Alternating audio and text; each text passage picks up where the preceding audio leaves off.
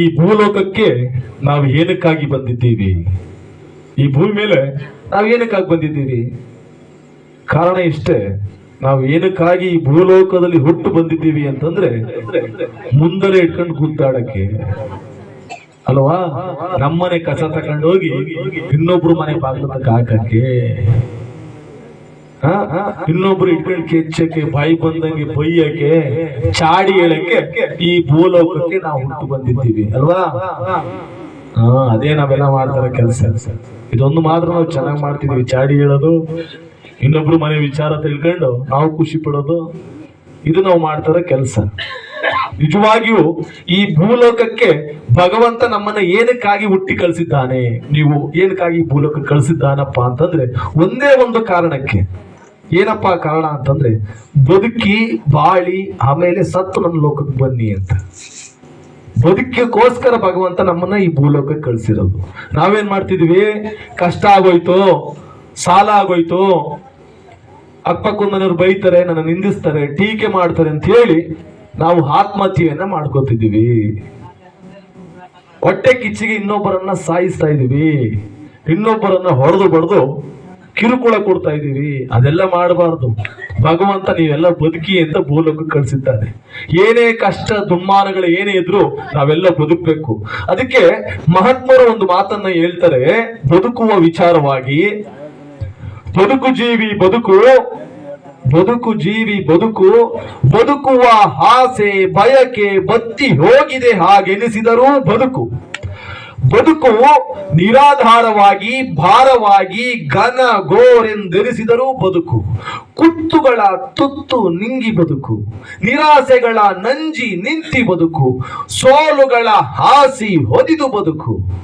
ಏನಾದರೂ ಮಾಡಿ ಎಂತಾದರೂ ಮಾಡಿ ಬದುಕು, ಸತ್ತು ಸತ್ತು ಬದುಕು. ಇಲ್ಲಿ ಬದುಕಲು ಯಾರ ಅನುಮತಿ ಅಪ್ಪಣೆಯೂ ಬೇಕಿಲ್ಲ, ಬದುಕಲು ಕಾರಣ ಗೀರಣಗಳು ಬೇಕಿಲ್ಲ. ಬದುಕಲೆಂದೇ ಹುಟ್ಟಿಸಿದ್ದಾನೆ ಭಗವಂತ ನಿಮ್ಮ ಅಂತ. ಬದುಕಕ್ಕೋಸ್ಕರ ನಮ್ಮೆಲ್ಲರನ್ನ ಹುಟ್ಟಿಸಿದ್ದಾನೆ. ನಾವೇನ್ ಮಾಡ್ತಿದ್ದೀವಿ? ಭಗವಂತ ಕೊಟ್ಟ ಈ ಜೀವ ಭಿಕ್ಷೆಯನ್ನ ಭಗವಂತನಿಗೆ ಅರ್ಪಿಸಬಾರದು. ಸಮಯ ಬಂದಾಗ ಅವನೇ ಕರ್ಕೊಳ್ತಾನೆ ಅಲ್ವಾ? ದ.ರಾ ಬೇಂದ್ರೆಯವರು, ಕನ್ನಡದ ಹೊರಕವಿ ದ.ರಾ ಬೇಂದ್ರೆಯವರು ಒಂದು ಮಾತನ್ನು ಹೇಳ್ತಾರೆ, ಸಾವಿಗೆ ನಾನು ಹೆದರುವುದಿಲ್ಲ, ಸಾವಿಗೆ ನಾನು ಹೆದರುವುದಿಲ್ಲ, ಏಕೆಂದರೆ ಸಾವು ಬಂದಾಗ ನಾನೇ ಇರುವುದಿಲ್ಲ. ಯಾವ ವ್ಯಕ್ತಿಯೂ ಕೂಡ ಅವನ ಸಾವನ್ನ ಅವನೇ ನೋಡೋದಿಲ್ಲ ಅಲೋ ಕುಮಾರಣ್ಣ? ಬೇರೆಯವ್ರ ಸಾವು ನಾವು ನೋಡ್ಬೋದು, ನಮ್ಮ ಸಾವು ನಾವು ನೋಡಕ್ಕಾಗತ್ತ? ಹಾಗಾಗಿ ನಾವು ಸಾವಿಗೆ ಹೆದರ್ಬೇಕಾದ ಅವಶ್ಯಕತೆನೇ ಇಲ್ಲ.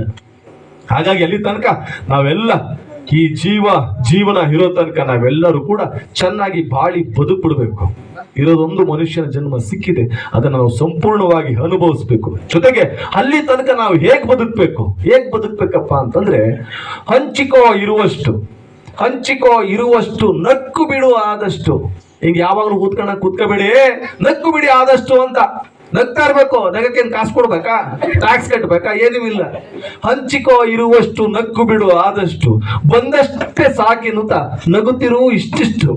ಎಷ್ಟೆಷ್ಟು ಸಂಗ್ರಹವೋ ಪೇಚಾಟಗಳು ಅಷ್ಟಷ್ಟು. ಬಾಳೆಂದರೆ ಇಷ್ಟಿಷ್ಟೇ ಮುದ್ದು ರಾಮ, ಬಾಳೆಂದರೆ ಇಷ್ಟಿಷ್ಟೇ ಮುದ್ದು ರಾಮ. ನಮ್ಮ ಜೀವನ ಇರೋದು ತುಂಬಾ ಚಿಕ್ಕದು. ನಮ್ಮ ಜೀವನ ಎಷ್ಟು ಚಿಕ್ಕದು ಅಂತಂದ್ರೆ ನಾವು ಸತ್ತಂತ 2 ದಿನಕ್ಕೆ ಮರ್ತ್ಬಿಡ್ತಾರೆ ಜನ. ನಮ್ಮನ್ನ 2 ದಿನಕ್ಕೆ ಬರೀತಾರೆ. ಯಾವ ರೀತಿ ಅಪ್ಪ ಅಂದ್ರೆ, ಇವತ್ತು ಸತ್ತೋದ್ರೆ ಇವತ್ತು ಅವನ ಸುಟ್ಟು ಬಂದ್ಬಿಡ್ತಾರೆ, 1 ದಿನ ಮುಗ್ದೋಯ್ತು. 2 ದಿನಕ್ಕೆ ಮನೆ ಕೋಣೆಯ ತರಿಸ್ತಾ ಕೂತ್ಕೋತಾರೆ. 3 ದಿನಕ್ಕೆ ತಿಥಿಗೆ ಏನು ಅಡಿಗೆ ಮಾಡಿಸ್ಬೇಕು ಅಂತ ಚರ್ಚೆ ಮಾಡ್ತಾರೆ. 4ನೇ ದಿನಕ್ಕೆ ತಿಥಿ ಕಾರ್ಡ ಬರ್ಸಕ್ ಹೋಯ್ತಾರೆ. 5ನೇ ದಿನಕ್ಕೆ ಎಲ್ಲ ಆರ್ಡರ್ ಕೊಟ್ಟು ಬರ್ತಾರೆ. ಯಾರಿಗೆ? ಶಾಮಿ ಅಂದವ್ರಿಗೆ, ಪಾತ್ರೆ ಅವ್ರಿಗೆ, ಅಡಿಗೆ ಅವ್ರಿಗೆ ಎಲ್ಲಾರ್ಗು ಆರ್ಡರ್ ಕೊಟ್ಟು ಬರ್ತಾರೆ. 6ನೇ ದಿನಕ್ಕೆ ಎಲ್ಲರೂ ಕಾರ್ಡ್ ಹಂಚ್ತಾರೆ.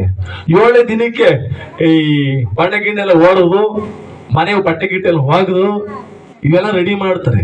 8ನೇ ದಿನಕ್ಕೆ ಊರಿಗೆಲ್ಲ ಹೇಳ್ತಾರೆ. 9ನೇ ದಿನಕ್ಕೆ ಎಲ್ಲ ಬಂಧು ಬಳಗ ಸೇರ್ಕತ್ತಾರೆ. 10ನೇ ದಿನಕ್ಕೆ ಏನೇನು ಕಾರ್ಯಕ್ರಮ ಮಾಡ್ಕೋಬೇಕು ರೆಡಿ ಮಾಡ್ಕೋತಾರೆ. 11ನೇ ದಿನಕ್ಕೆ 4 ಗಂಟೆಗೆ ರಾತ್ರಿ ಎದ್ಬಿಟ್ಟು ಕೋಳಿನೋ ಮೊರಿನೋ ಕೂದ್ಬಿಟ್ಟು ಅಡಿಗೆ ಮಾಡ್ತಾರೆ. 12 ಗಂಟೆಗೆ ಚೆನ್ನಾಗಿ ಹೊಟ್ಟೆ ತಿಂದ್ಬಿಡ್ತಾರೆ, ತಿಥಿಯ ಮುಗಿಸ್ತಾರೆ. ಇಷ್ಟೇ. 12ನೇ ದಿನಕ್ಕೆ ಯಾರು ಸತ್ತೋಗಿದ್ರು ಅನ್ನೋದನ್ನೇ ಮರ್ತೇ ಬಿಟ್ಬಿಡ್ತಾರೆ. ಇಷ್ಟೇ ನಮ್ಮ ಜೀವನ. ಒಬ್ಬ ವ್ಯಕ್ತಿ ಸತ್ತೋದ ಅಂತಂದ್ರೆ ಕೊನೆ ಪಕ್ಷ ಒಂದ್ 2-3 ವರ್ಷನಾರ ನೆನೆಸ್ಕೋಬೇಕು, ಅಯ್ಯಯ್ಯೋ ಇಂಥ ವ್ಯಕ್ತಿ ಸತ್ತೋಗ್ಬಿಟ್ನಲ್ಲ, ಇನ್ನು ಬಾಳಿ ಬದುಕಬೇಕಾಗಿತ್ತು, ಇವನಿಂದ ನಮ್ಗೆ ತುಂಬಾ ಉಪಯೋಗ ಆಗ್ಬೇಕಿತ್ತು ಅನ್ನೋ ಒಂದು ವಿಚಾರವಾಗಿ ನಾವೆಲ್ಲರೂ ಕೂಡ ಜೀವನವನ್ನ ಸಾಗಿಸ್ಬೇಕು. ಅದು ಬಿಟ್ಟು ಬಾ ಹೋದ್ರೈತಾನೆ ಇವನಿಂದ ಏನಾಗ್ಬೇಕಿತ್ತು ಅನ್ನೋ ಕೆಳಮಟ್ಟಿಗೆ ಈ ಜೀವನವನ್ನ ಕಳಿಯೋದು ಬೇಡ. ಇರೋ ತನಕ 4 ಜನಕ್ಕೆ ಉಪಯೋಗ ಆಗೋ ರೀತಿ ನಾವೆಲ್ಲರೂ ಕೂಡ ಬದುಕೋಣ ಅಂತ ಹೇಳ್ತಾ ಮುಂದಿನ ಗೀತೆಗೆ ಹೋಗೋಣ ಬಂಧುಗಳೇ.